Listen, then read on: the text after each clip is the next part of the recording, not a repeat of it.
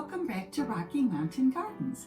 I'm Mary, and if you're new here, I welcome you as well if you just happen to stumble upon my channel, and I sure hope you will come back.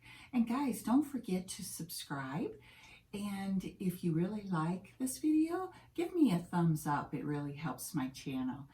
And lastly, guys, today I'm participating in Flipping Friday, which is hosted by Jaime at Board or Bananas. So I will link Jaime's channel down below in my description box, and I also will link the playlist where other creators will have videos that you can watch for some inspiration and ideas. Today I will be doing two projects, and the first one is a framed Christmas card, basically, that I did a couple of years ago. I'll show you a picture of it here. And it is a thrifted frame, and then I cut some mats to put inside, to go around this Santa Claus Christmas card that you can see here. I did that so that, it would look sort of professional. And what I'm going to do today is try to brighten it up because it's quite dark. It's almost hard to notice in the picture that Santa is the main focus of the picture. So I'm going to try to highlight that with a sort of a cottage farmhouse look. So we'll be doing that. That's the first thing. And secondly, I'm going to be taking this old washboard and using it for my laundry room, but I will be transforming it a little bit with some techniques that I'd like you to come along and see, and maybe copy it for your own home. And guys, stay tuned also, because at the end of the video I will be showing you the finished products and where I placed them in my home. Now lastly, I wanted to let all of my regular viewers know that this is the last video I will be doing before Christmas. But of course I will be back in January and bringing you more videos on thrifting and flipping projects. I've got some interesting things I'm going to be doing in my home that I think you might like to come back to see. And I like to do projects, but I'm not a reseller. I just like to do projects for my own home. And I, take the time not only in my videos to show you how I did it, but also where did I put it in my home and how am I using it now. I hope that gives you some ideas of what to do with thrifted items in your own home. And then, of course, later in the spring, we'll be moving on to projects for the garden, since I am Rocky Mountain Gardens. So anyway, let's go jump into it. We're going to go into my kitchen now, to my island, where we will begin these projects. When I first moved to Colorado, there was a frame shop that you could work in and do, cutting of frames and mats and all of that and putting it together. They had all of the equipment. And so that's where I did this project. And as you can see, I use these small nails to hold in my picture. And I had covered it with that butcher paper to keep out the dust. And this all worked really well. And of course, now I'm taking it apart.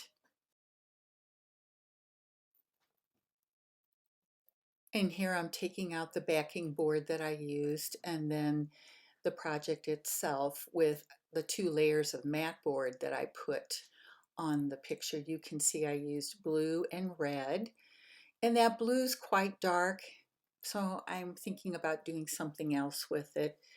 So I'm setting aside my glass and getting my frame ready.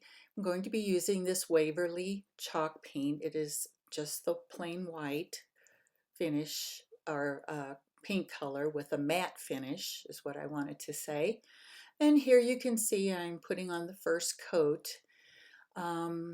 It is going on very smoothly, like this Waverly chalk paint always does. It's a very smooth paint to add to a project. And recently I saw another YouTuber do a comparison video on the, I guess, the quality of this Waverly chalk paint that you can buy at Walmart, or the Annie Sloan chalk paint that is so famous and of course started this whole trend with chalk paint.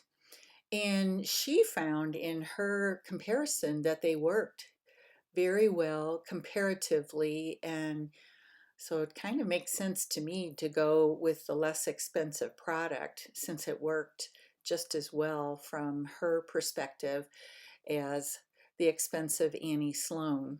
And so here you can see I'm putting the first coat on my washboard as well. And then I'm using a more a finer paintbrush, smaller tip, to do the detailed work on this washboard, you know, to make sure I don't get this white paint all over the metal center part there where you would scrub your clothes. And so that's all getting taken care of with the first coat.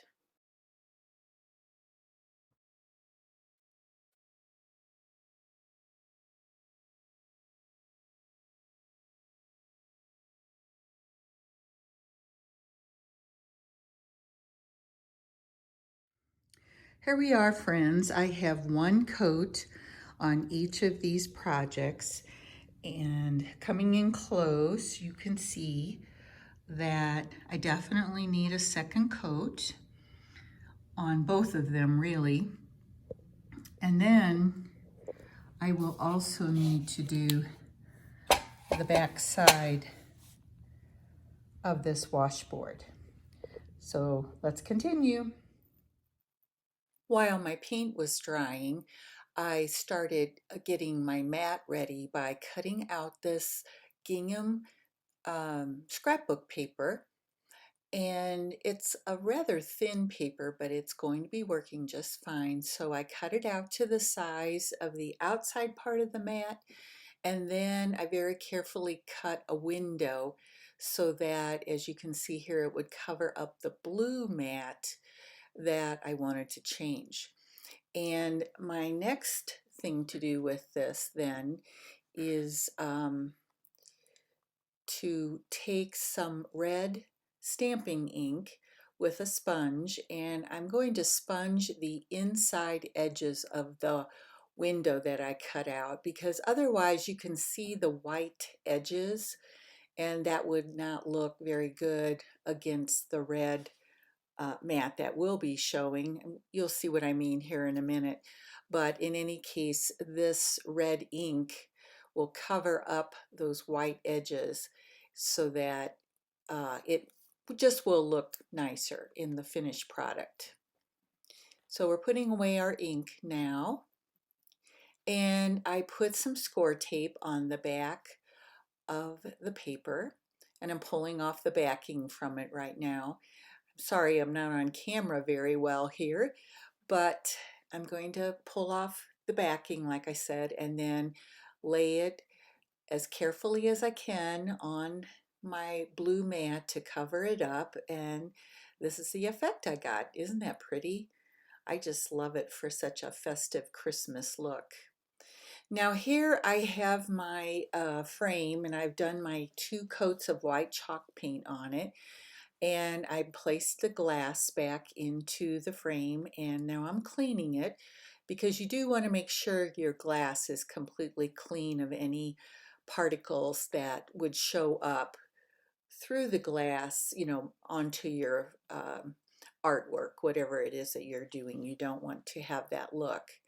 And then I discovered, as I was going to place my picture in here, I was having trouble getting it to fit into the space, and I discovered that on the top there was an overlap of that gingham paper, and I had to actually pull it out, as you can see here, and fold down the paper. It was just too long to fit into that space.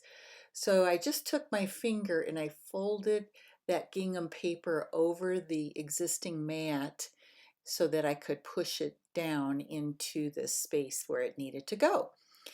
And there you are. Oh my goodness, I just love this look. White with gingham and red in Santa's sleigh. And as you can see, I already have a hanger attached to this frame from before. And I'm taking these tiny little nails and hammering one in each side to hold my picture in place with the frame.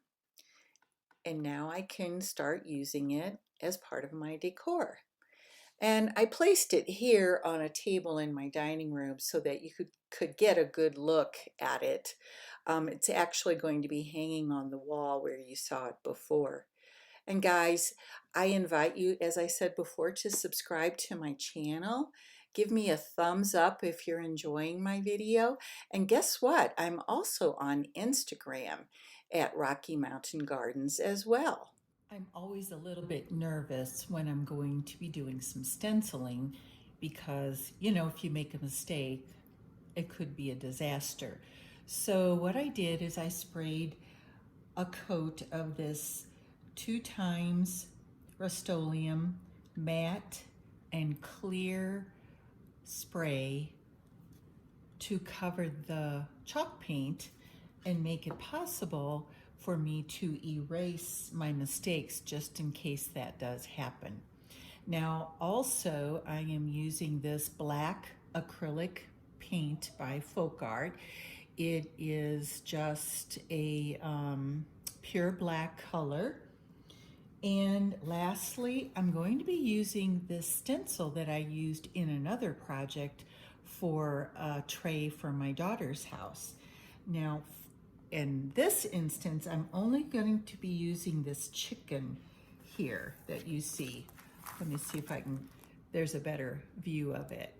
The oval with the chicken, but it's gonna be a little bit tricky because I have to get this chicken down into this space and make sure it's not moving while I'm doing the painting part of this project. So I'm a little bit nervous about it, and let's get started and see how it works. Well, guys, I decided I was going to have to cut apart the stencil after all. It simply would not have worked because it was moving around too much. I just couldn't hold it into place since this space is indented, as you saw, into the sort of design of the washboard.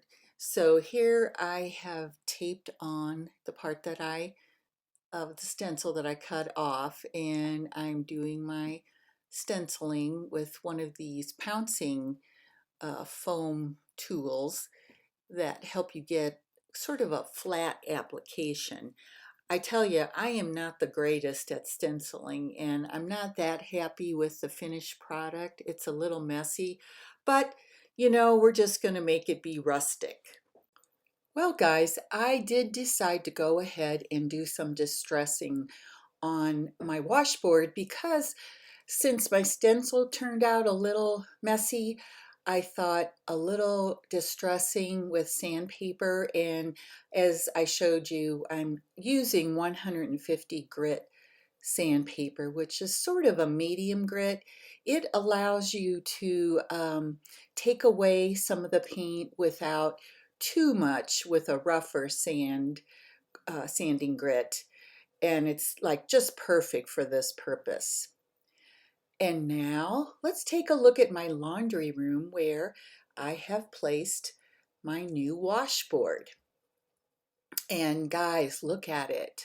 I just love that sort of used old washboard look. It's so pretty. And by the way, if you missed seeing my laundry makeover, I'll put a card here for you to watch.